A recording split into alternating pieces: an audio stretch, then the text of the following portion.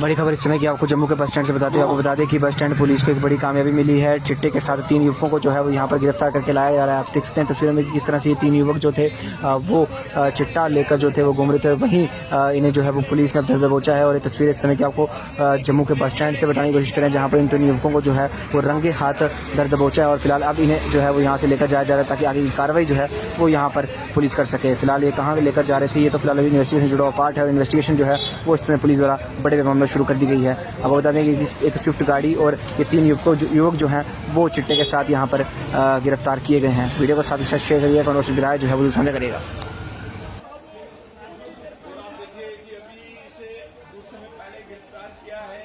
यहाँ पर इस गाड़ी में ये लोग सवार थे। यहाँ पर मौके पर लगातार जो यहाँ पर इस समय इस गाड़ी को यहाँ पर देखा जा रहा है, खंगाला जा रहा है। इस गाड़ी है